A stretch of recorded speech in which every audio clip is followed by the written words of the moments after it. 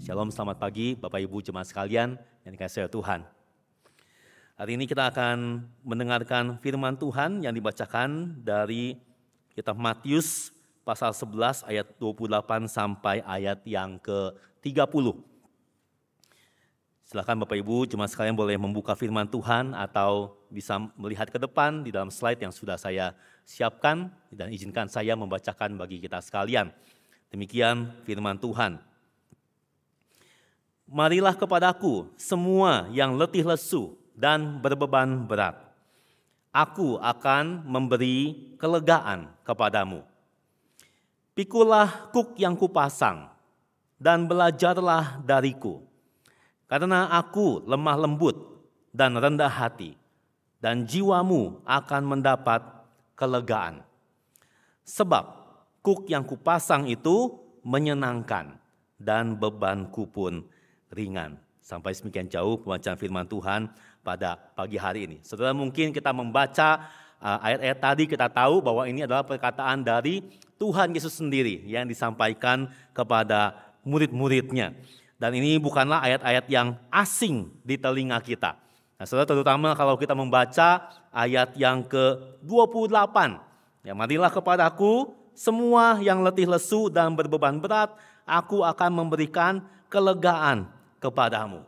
Nah, saudara, ini adalah sebuah undangan Tuhan Yesus kepada semua orang yang merasa kelelahan, letih, dan kemudian punya beban berat untuk datang kepadanya. Nah, saudara, bukankah kita senang sekali dengan undangan seperti ini? Apalagi ketika firman Tuhan mengajarkan ya bahwa Yesus itu memahami semua pergumulan kita. Yesus itu mengerti ya segala kegelisahan yang kita alami. Dan saudara, tidak jarang mungkin kita menyanyikan lagu Allah peduli gitu ya. Karena saudara, Allah itu peduli kepada kita. Dan kita sebagai orang percaya berpegang kepada janjinya. Bahwa Yesus itu tidak pernah meninggalkan kita. Nah, saudara, Yesus bukan saja Allah yang baik, Allah yang peduli kepada kita, tapi Dia juga adalah Allah yang berkuasa. Yesus sanggup menyembuhkan segala penyakit. Yesus sanggup memberikan makan kepada yang lapar. Dia mengusir roh-roh jahat. Dia berkuasa atas alam. Sehingga waktu kita membaca, aku akan memberikan kelegaan kepadamu. Nah, saudara, seringkali ini menjadi sebuah janji Tuhan yang indah, yang kembali menjadi pegangan bagi setiap kita yang percaya. Tapi saudara, mari kita akan melihat lagi apa maksud dari kelegaan. Apakah kelegaan ini berarti bahwa Tuhan akan melepaskan kita dari semua pergumulan hidup? Tuhan akan membebaskan kita dari semua masalah yang kita hadapi. Apakah kelegaan itu seperti demikian? Ya, bahwa Tuhan akan menjawab doa kita sesuai dengan yang kita minta. Nah, saudara, kalau kita berhenti sejenak memikirkan pertanyaan ini, saudara, kita akan menemukan ya bahwa dalam realitanya tidak selalu orang-orang Kristen dilepaskan dari masalah hidup. Betul tidak? Ya, saudara, kalau kita melihat sekitar kita, ada orang-orang percaya yang datang kepada Tuhan dengan berbagai pergumulan hidupnya yang sangat berat, tetapi kondisinya tetap saja seperti begitu, tidak berubah. Dan saudara, bahkan sebetulnya kalau kita menemukan dalam firman Tuhan ada Rasul Paulus. Ya, kalau saudara pernah baca atau mendengar ya, dia bergumul minta kepada Tuhan supaya Tuhan mencabut duri di dalam dagingnya. Meskipun sampai hari ini para ahli berdebat apa itu duri dalam dagingnya. Tetapi saudara, dicatat bahwa Paulus berdoa 3 kali. Dan Tuhan tetap tidak mengangkat duri itu. Nah, maka sampai sedemikian kita mulai memikirkan ya. Jadi kelegaan seperti apa yang Yesus maksudkan di ayat ini. Dan kalau kita lanjutkan saudara di ayat berikutnya. Ayat 29, pikulah kuk yang kupasang. Ya, lalu ayat 30, sebab kuk yang kupasang itu menyenangkan dan bebanku pun ringan. Nah, saudara perhatikan bahwa bagaimana Yesus memberikan kelegaan.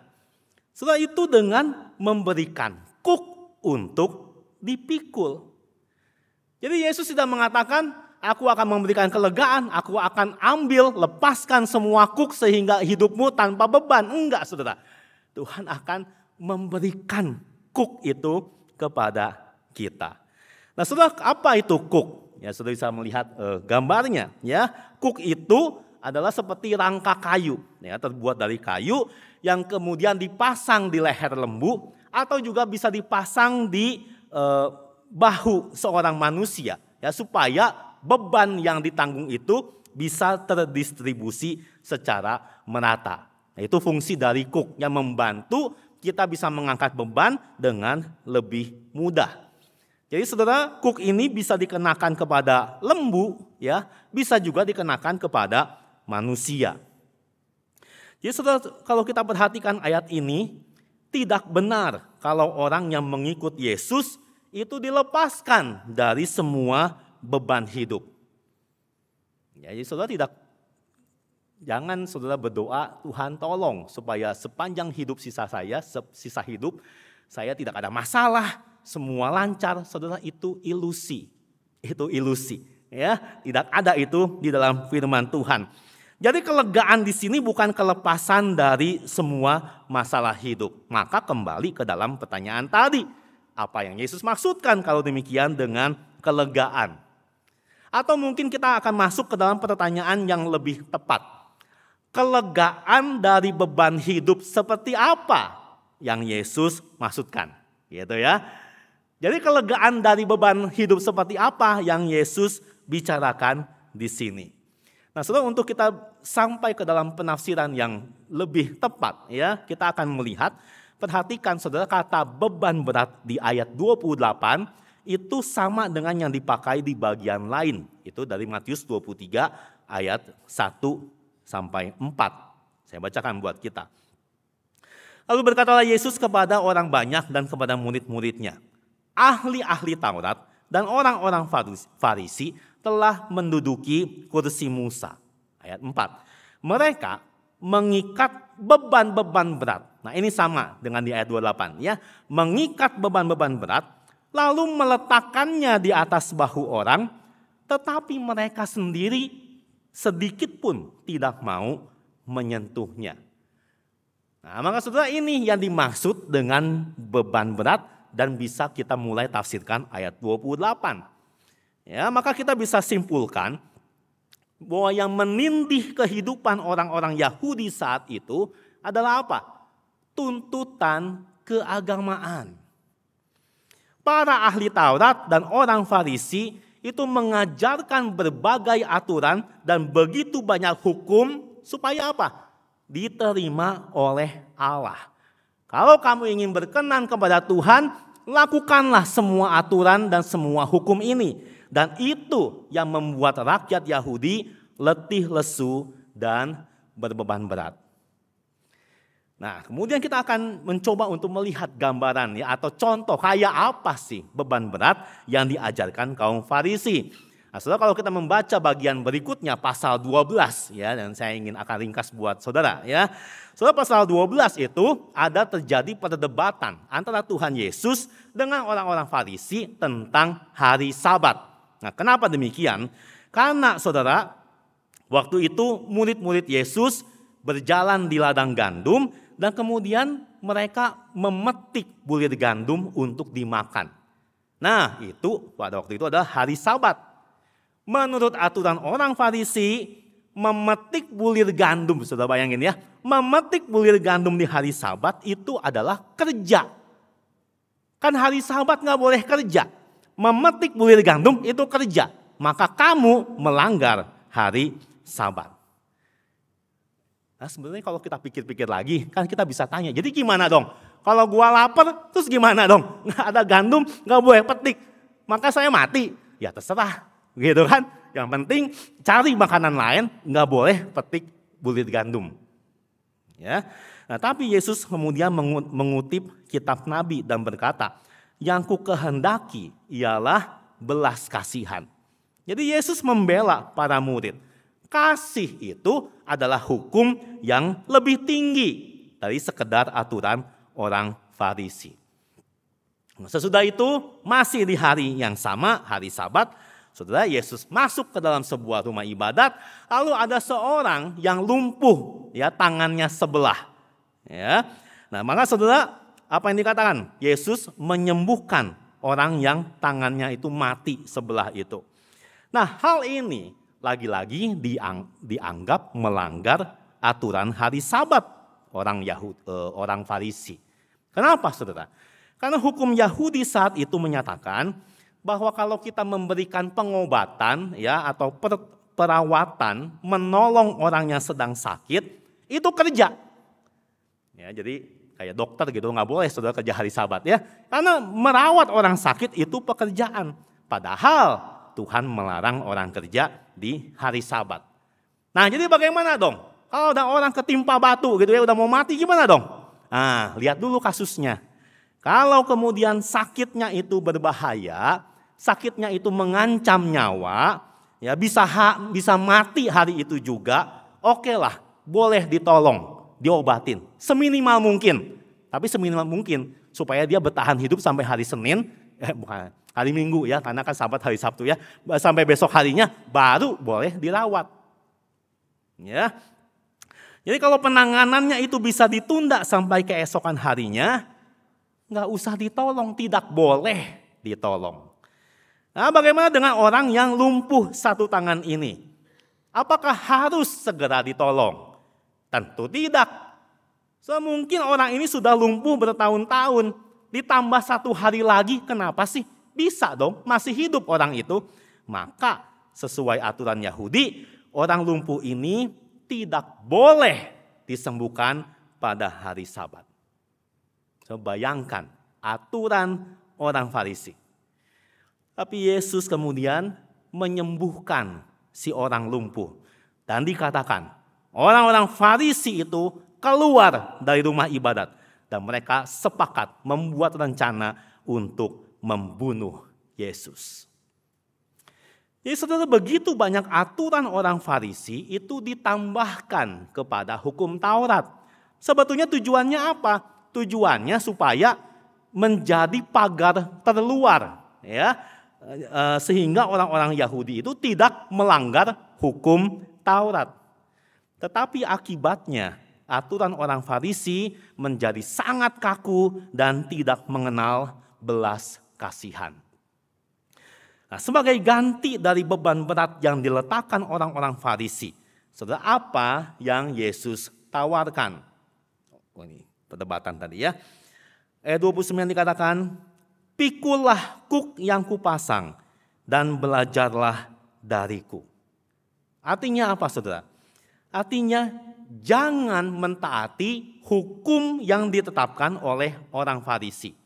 Tapi taatilah hukum Tuhan. Taatilah perintah-perintah Tuhan. Dan belajarlah dariku. Saudara, ini panggilan untuk menjadi murid Kristus. Karena aku ini lemah lembut dan rendah hati. Saudara, Yesus tidak hanya mengajarkan perintah-perintah Allah, tetapi dia juga menghidupinya. Tidak seperti orang-orang Farisi yang hanya memberikan hukum yang berat, tapi sendirinya tidak melakukan ajarannya itu. Jadi orang-orang Farisi merasa diri lebih pintar karena tahu hukum, lebih benar, lalu mereka minta semua orang taat kepada hukum-hukum Yahudi. Padahal sebetulnya mereka juga tidak bisa sepenuhnya taat kepada semua aturan itu. Itu sebabnya orang Farisi dikenal sebagai kaum yang sombong dan munafik. Tetapi Yesus itu lemah lembut dan rendah hati. Dia mengambil posisi seorang hamba, bukan meninggikan diri seperti orang Farisi. Dan dia melayani manusia berdosa, bahkan dia taat kepada perintah Allah sampai mati di atas kayu salib. Dan baru kita akan melihat ayat 30. Sebab kuk yang kupasang itu menyenangkan dan bebanku pun ringan. Coba sedikit kita pikir, apakah betul bahwa beban yang Yesus berikan itu lebih ringan daripada beban orang Farisi? Apakah perintah-perintah Yesus itu ringan untuk kita lakukan? Saudara coba ingat perintah Tuhan Yesus. Barang siapa mau mengikut aku, dia harus menyangkal diri. Lalu ngapain? Memikul salib. Ya, dan mengikut aku. Saudara, sejak kapan pikul salib itu sesuatu yang ringan? Itu kan berat, bukan main. Dari zaman dulu sampai sekarang, mengikut Yesus itu penuh dengan resiko. Dan di beberapa tempat resikonya itu kematian. Bagaimana mungkin Yesus mengatakan bahwa pikul salib itu ringan dan menyenangkan? So, jawabannya adalah ini. Karena waktu seseorang itu percaya kepada Tuhan Yesus, seseorang itu dilepaskan dari kuasa dosa. Dan waktu orang itu dilepaskan dari kuasa dosa, dia baru bisa melihat bahwa hukum-hukum Tuhan, perintah Tuhan itu sesuatu yang indah, bukan beban berat yang menyiksa. Dan saudara, waktu orang itu percaya kepada Tuhan bukan hanya melihat hukum Tuhan itu indah, dia akan diberikan kekuatan untuk bisa taat kepada hukum Tuhan itu. Maka saudara, prinsip yang bisa kita tarik dari ayat ini adalah apa? Suatu beban itu menjadi lebih ringan dan manis kalau kita melakukannya dengan penuh kerelaan. Saudara, ini prinsipnya, ya. Jadi yang dimaksudkan kenapa beban itu bisa menyenangkan dan ringan? Karena kita melakukannya bukan dengan terpaksa, tapi dengan kerelaan. Tapi bagaimana seorang bisa menanggung beban ini dengan sukarela? Kita hanya bisa rela melakukan sesuatu kalau kita melakukannya di dalam kasih, di dalam cinta. Sudah ada seorang perempuan ya yang waktu mau menikah, dia bilang sama calonnya, ya, saya ini nggak suka masak, ya. Jadi tolong, kalau sampai kita menikah nanti, jangan suruh saya masak. Saya paling benci masak. Oke nggak? Kalau nggak usah menikah, putus. Akhirnya sang cowok, oke dah kita menikah. Benar ya, jangan suruh saya masak ya. Iya, ya, menikahlah pasangan ini. Tapi saudara, lalu apa yang terjadi? Lalu sang perempuan itu punya anak, ya, dan dia menjadi seorang ibu. Waktu punya anak, mulai anak itu masuk sekolah. Saudara, kalau anak masuk sekolah mesti ngapain? Siapin sarapan, ya, siapin makan siang, kadang-kadang, gitu ya. Dan dia memang tidak memakai PRT. Nah, saudara, apa yang terjadi? Maka sang ibu ini belajar masak akhirnya. Ya udah deh, belajar masak. Nah, maka waktu anaknya masuk sekolah, dia bangun setiap pagi, ya, yang mungkin biasanya tidak dia lakukan, ya dia masak, ya, siapin sarapan, lalu masak juga untuk makan siangnya anak-anaknya sekolah. Lalu kalau kita tanya, ya, katanya waktu mau merit janji nggak mau masak, kenapa tiba-tiba berubah? Saudara, kan kita nggak usah tanya dong. Ya, kita tahu jawabannya. Karena dia mengasihi anaknya. Ya, dia tidak berubah tiba-tiba jadi jago masak, master chef, enggak. Dia harus belajar sesuatu yang jadi beban buat dia. Tapi meskipun itu beban, itu lebih menyenangkan dan lebih ringan. Karena dilakukan di dalam kasih. Maka saudara, apa yang dapat kita pelajari dari bagian firman ini? Satu prinsip yang Tuhan ajarkan kepada kita. Mari melepaskan kuk yang diletakkan orang-orang Farisi dan minta Tuhan yang memasangkan kuknya kepada kita. Saudara, memikul kuk itu adalah sebuah panggilan bagi setiap kita. Kuk itu adalah rangka kayu dipasang pada lembu untuk membajak. Jadi ini cerminan gambaran bagaimana engkau dan saya dipanggil oleh Tuhan untuk bekerja bagi Dia. untuk melayani Dia, untuk mentaati perintah-perintah dan hukum-hukumnya. Itu adalah beban yang Tuhan taruh kepada setiap pundak kita. Masalahnya adalah bagaimana membedakan apakah kuk yang kita pakai itu memang diletakkan oleh Tuhan Yesus atau dari orang Farisi. Nah, saudara, seperti apa beban berat orang Farisi di zaman sekarang? Kalau saya boleh jawab, ya saya akan katakan, semua beban yang tidak Tuhan maksudkan untuk kita tanggung, itu adalah beban orang Farisi. So, mirip seperti tidak semua penderitaan itu berarti pikul salib. Ya, misalkan saudara, hukuman yang kita tanggung karena kejahatan kita, ya, kita masuk penjara misalnya karena korupsi. Saudara, itu adalah konsekuensi. Itu bukan pikul salib, ya.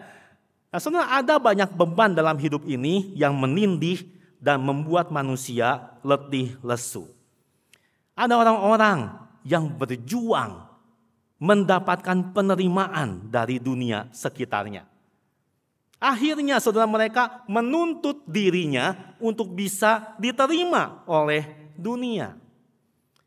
So, dunia kerja kita, masyarakat kita menghargai orang-orang yang punya harta berlimpah. Orang-orang yang cantik, tampan, berpenampilan keren, dan langsing. Ya, saudara, ada maksimal untuk berat badan kita. Saudara, ada orang-orang yang masyarakat menghargai orang-orang yang punya jabatan atau status sosial tinggi. Maka banyak orang berusaha keras untuk memenuhi tuntutan masyarakat, menuntut dirinya sangat keras demi bisa diterima, demi dapat likes dan viewer semakin banyak. Begitu kita melakukan sedikit kesalahan, langsung dapat cacian. Haters itu banyak. Beberapa tempat kena cancel culture. Dan betapa beban itu langsung menghancurkan jiwanya. Dan tidak sedikit orang yang tidak kuat mengakhiri hidupnya. Ada orang yang sejak kecil berusaha untuk meraih impian orang tuanya. Orang tuanya dulu mau kuliah di satu universitas ternama. Tapi karena satu dan lain hal, dia nggak bisa. Waktu punya anak, anaknya itu pintar secara akademis. Orang tuanya menuntut anaknya ini masuk ke universitas ternama itu. Anaknya berhasil masuk, tapi sebetulnya dia nggak suka. Lalu anak itu harus bekerja di bidang yang ditentukan oleh orang tuanya. Ya, dengan alasan ini bidang paling menghasilkan. Hasilkan apa? Uang dong tentunya. Ya, dan bidang ini paling bergengsi. Orang tuanya yakin bidang inilah yang terbaik bagi anaknya. Tapi berapa banyak ya anak-anak yang merasa semuanya ini menjadi beban berat yang menindih hidupnya. Bertahun-tahun anaknya berjuang untuk apa? Mendapatkan senyuman dari orang tuanya itu. Ada juga beban berat yang diletakkan oleh sebagian pemimpin gereja. Mereka mengajarkan bahwa kalau mau diberkati Tuhan, harus ikut semua program gereja, ya, semua kegiatan gereja, harus rajin pelayanan, harus banyak persembahan, maka hidupmu akan semakin diberkati, doa-doamu akan dikabulkan. Lalu ada orang-orang Kristen yang rajin pelayanan. Ya, mungkin lebih banyak di gereja daripada di rumah. Setiap hari mungkin di gereja. Tapi tidak pernah hadir di rumah. Keluarganya terbengkalai, tidak diperhatikan. Terjadi konflik rumah tangga yang hebat. Pasangan itu tidak tahan lagi. Lalu orang-orang ini bertanya, "Kenapa ya Tuhan? Padahal saya sudah giat melayani Engkau." Semungkin beban yang dia pikul itu bukan yang Tuhan berikan. Atau sebagian orang Kristen berdoa sekian lama demi kesembuhan, enggak sembuh-sembuh. Lalu pemimpin gereja berkata, "Itu karena kamu kurang iman atau ada dosa yang belum diselesaikan." Lama-lama orang-orang Kristen ini menyimpan rasa bersalah dan merasa Tuhan membenci dia karena dia tidak kunjung sembuh. Ini adalah beban orang Farisi. Nah, sebetulnya saudara, semua beban itu bukan berasal dari Tuhan. Dan Tuhan sudah melepaskan kita dari semua beban itu melalui karya kematiannya di atas kayu salib. Waktu Tuhan merentangkan tangannya di atas salib itu, dia menunjukkan bahwa dia mengasihi saudara dan saya secara total. Dia menanggung semua dosa kelemahan kita. Dia menerima kita apa adanya. Dan kalau kita menghayati kasih Tuhan yang hebat itu, seharusnya kita tidak perlu berjuang mendapatkan penerimaan dari dunia, dari orang lain, atau bahkan dari orang tua sendiri. Kalau begitu saudara, bagaimana kita bisa membedakan mana kuk yang berasal dari Tuhan Yesus dan mana kuk yang diletakkan oleh orang Farisi? Saudara, tidak ada magic, ya. Satu-satunya cara adalah melalui kedekatan relasi kita dengan Tuhan Yesus. Kalau kita tanya, bagaimana saya tahu bahwa ini beban dari Tuhan Yesus? Langsung tanya sama Tuhan Yesus dong. Gimana caranya? Melalui firman Tuhan dan doa. Bergaul dengan firman, berdoa kepada Dia. Semakin dalam kita mempelajari firman, semakin kita bisa membedakan beban mana yang Tuhan berikan atau yang mana yang bukan. So, misalkan pemimpin gereja mendorong kita melakukan sesuatu, saudara cek dong Alkitab. Apakah tuntutan itu keharusan atau sesuatu yang baik tapi tidak harus? Saya rasa banyak orang Farisi aturan itu adalah baik tapi bukan keharusan.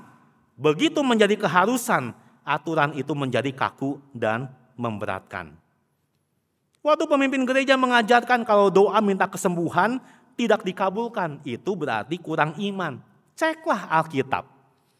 Setelah kita lihat doa Paulus saja tidak dikabulkan. Masa Paulus tidak beriman? Sebanyak orang Kristen gampang dikibulin dan menanggung beban yang tidak seharusnya. Kenapa? Karena kurang belajar Alkitab. Kenapa sampai Martin Luther ada reformasi? Ya, mengkritik praktek penjualan surat indulgensi. Waktu itu sangat membebani rakyat yang miskin. Ya karena masa itu semua orang nggak bisa baca Alkitab rakyat itu. Nah, ditulis dalam bahasa Latin. Tapi sekarang saudara kita bisa baca. Apakah kita belajar dengan serius? Nah, saudara, bagaimana dengan hal-hal yang tidak tertulis jelas dalam Alkitab? Misalnya, ya apakah beban pelayanan saya itu terlalu berat atau tidak? Maka saudara kita bisa mengecek dengan beberapa prinsip. Ya, apakah beban itu makin lama makin terasa menyenangkan atau menyesakkan? Apakah membawa kita semakin bertumbuh dalam karakter, lebih dekat kepada Tuhan, menjadi berkat bagi sesama? Apakah di dalam menanggung beban itu kita merasakan damai sejahtera? Kalau beban yang kita pikul membuat kita semakin jauh dari Tuhan, semakin menghakimi orang lain, kepahitan, ya kok orang lain tidak menanggung beban yang sama. Saudara kita harus waspada. Mungkin itu beban orang Farisi. Itu beban-beban yang harus kita lepaskan. Contoh yang jelas di Alkitab itu adalah kisah Maria dan Marta. Ya, saudara, apa kesalahan Marta? Marta itu sibuk melayani Yesus. Apakah itu dosa? Saudara, tentu tidak. Ya, itu sesuatu yang baik dong, sibuk melayani Yesus. Tapi menjadi salah waktu kesibukannya menjadi beban berat yang membuat dia tidak dekat dengan Tuhan Yesus. Kesibukannya membuat Marta menghakimi Maria yang tidak sesibuk dengan dia. Kok enak dia nggak sibuk kayak saya? Nah, saudara, itu kesibukan yang harus dilepaskan. Tapi sudah mungkin ada beban hidup yang kita tahu jelas dari Tuhan dan tidak bisa kita lepaskan. Tapi sudah beban itu dirasakan terlalu berat. Pada saat itu, saudara datanglah kepada Tuhan dan mintalah kekuatan dari Dia. So, beban berat yang Tuhan tanggung tidak dimaksudkan untuk ditanggung oleh kekuatan kita sendiri. Percaya Tuhan itu akan menyertai dan menguatkan. So, mungkin pernah dengar nama seorang Joni Eareckson Tada, yaitu nama yang cukup terkenal saya kira ya. Saudara, apa yang terjadi dengan dia? Waktu umur 18 tahun, saudara, dia itu orangnya atletis, dia suka berenang, dia terjun ya ke sebuah danau kalau nggak salah ya. Dan dia nggak lihat bahwa itu ternyata dangkal sekali. Dia pikir dalam, terjun. Ternyata retak saudara ya. Itu dari leher ke bawah langsung lumpuh. Total, tidak bisa digerakkan. Nah saudara, kemudian sejak saat itu dia mencoba berbagai cara ke berbagai dokter. Ya, pakai pengobatan alternatif begitu banyak. Saudara, dia berdoa kepada Tuhan bertahun-tahun untuk kesembuhan. Tetapi tidak ada jawaban iya. Sampai kemudian Joni menerima keadaannya. Dan dia mengalami kasih Tuhan. Satu kalimat yang indah sekali. Ya, dia katakan seperti ini. He has chosen not to heal me, but to hold me. The more intense the pain, the closer his embrace. Tuhan memilih untuk tidak menyembuhkan aku, tetapi memeluk aku. Semakin rasa sakit itu menjadi-jadi, semakin erat ia mendekapku. Sebagai seorang Joni, beban yang diletakkan di atas bahunya itu apa? Adalah sakit lumpuhnya. Dan saudara, waktu dia menderita itu, saudara, tidak langsung dia mengalami seperti ini. Saudara, dia begitu kecewa, dia berulang kali ingin bunuh diri. Saudara bayangin, dari leher sampai ke kaki nggak bisa gerak. Saudara jadi apa? Ya, hanya jadi beban bagi orang lain. Hanya menanti belas kasihan dari orang lain seumur hidupnya. Mau jadi apa?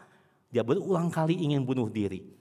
Tapi saudara, ternyata beban berat itu membawa dia mendekat kepada Tuhan. Dan beban berat itu, saudara, apa yang terjadi? Dia punya kesaksian, menulis begitu banyak buku, dan berapa banyak orang yang dibawa percaya kepada Tuhan. Saudara, apakah beban itu ringan?